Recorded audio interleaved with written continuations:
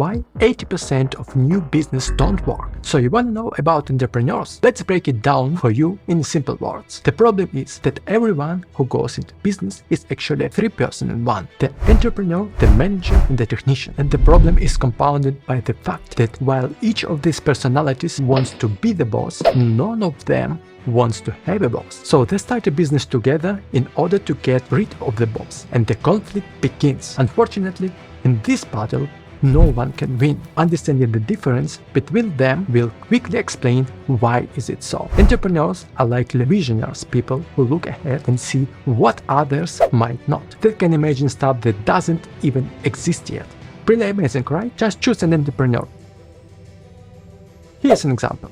In 1994, Jeff Bezos worked in a hedge fund DE show tasked with the researching potential business opportunities involving the brand new internet landscape. That's when the Bezos found the strategy that sparks an idea to start his own business. In a year 2001 interview with CNBC, I noticed something in the data. One day, the internet is growing at 2,300% annually. That sounds like a very good idea, but would be an even better idea for somebody who didn't already have a good job. With this approach, he quit his job, designed his own business plan for Amazon, and moved to Seattle, leaving behind almost all his family and jump into the unknown. The Jeff Bezos story showcases that work for entrepreneurs like him is all about planning for the future. They dream big and come up with a vision for their business. And let me tell you, their vision is like their compass guiding them into the right direction. Now, they don't just sit around and dreaming all day.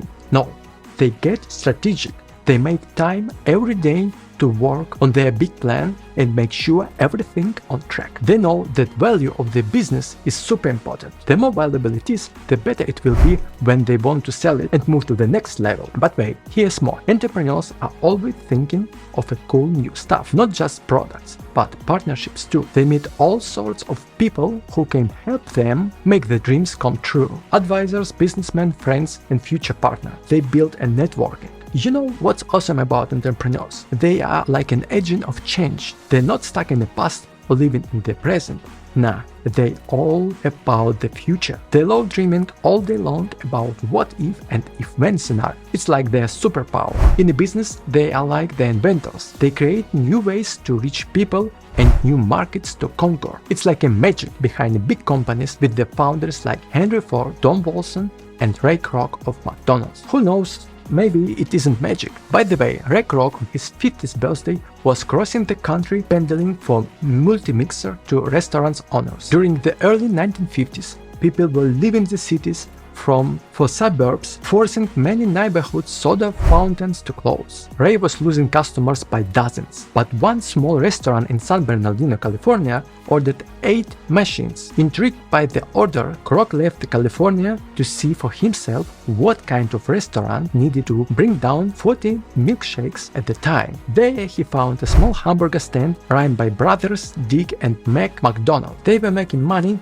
by selling hamburgers. And then guess what? Ray Kroc met Harry Sonnenberg, a financial genius who showed Kroc how to make money not only by selling hamburgers, but by selling real estate. With this real estate formula, Kroc achieved his goals to build 1,000 McDonald's from coast to coast. But here's the dark things behind entrepreneurs. It's not all about rainbows and unicorns.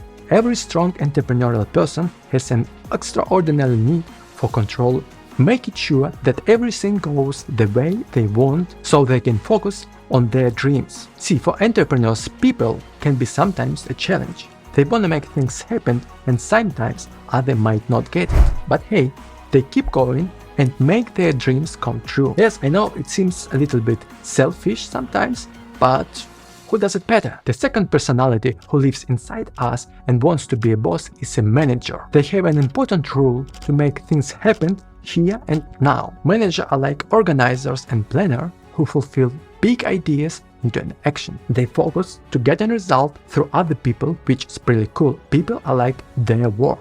The time is super crucial by manager. They know how to make the most of it by coordinating personnel and production to get things done efficiently. They take the company's vision and breaking that in step-by-step plan achieving those goals. It is totally okay for them that they are not expert in the technical stuff like technicians are. It's not their job. Their job is to organize and optimize the team's work, optimizing the process. Managers ensure that everyone works efficiently and smoothly so the team can be super productive. The manager's personality is all about being practical. They love order, predictability, and making things run like a well-oiled machine. They're the ones who keep the garage neat with the leaded boxes for all those nails, bolts, and screws. Here's a cool thing. Managers balance out the entrepreneurs. They prefer sticking to the what works. Let's say manager at a digital marketing agency might be figuring out how to deliver faster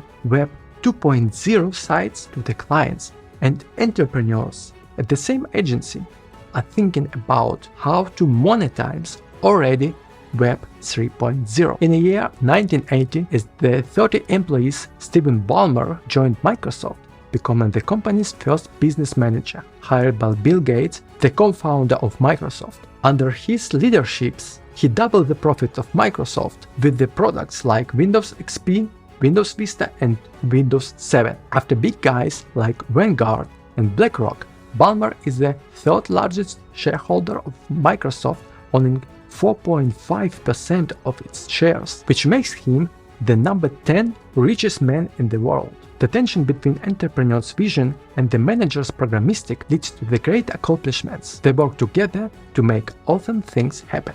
Now, can a manager think like entrepreneurs?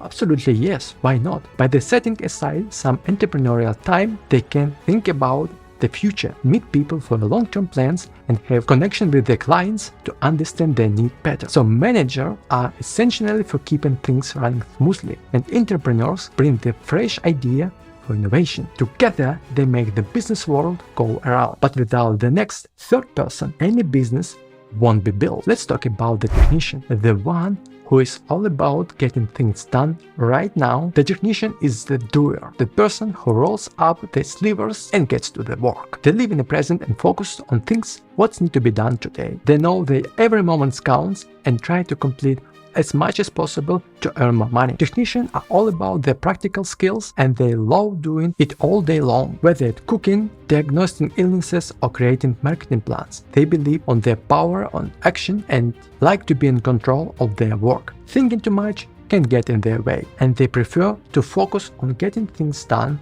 efficiently. They don't always share the same perspective as managers or entrepreneurs who try to force new ideas in their work. However, a great leader, the entrepreneur, is able to leverage this disadvantage to advantage. History demonstrates that Henry Ford turned thousands of entrepreneurs into inventors. The answer to a question how he did it, it's very simple. The technicians working on the assembly line were doing their work from 9 to 5, like we are. And do you know exactly since when people started to work from 9 to 5? In year 1926, Henry Ford implemented this 40 hours working week as a standard. Okay, back to the point.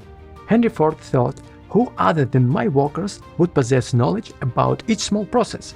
He came up with the notion of inviting workers to contribute their ideas to enhance the workflow. This method fostered a culture where employees felt motivated their inside and contribute more to the company's prosperity. Regardless to the position in the company, he highly esteemed the ideas and suggestions put forth by the employees. The result was remarkably swift. In a span of 5 years, Ford introduced Model A and went on manufacture approximately 5 million cars within the next 5 years, which means every 20th person who lived in the US drove this car. Once a person becoming a true inventor, they're going to invent again and again. Unfortunately, many small business owners are mostly technicians, which can lead to some challenges. If the technician takes control on the business, things might not go smoothly as they should. I studied why it was happening. The reason why is because of the balance between manager, entrepreneur, and the technician's character. The entrepreneur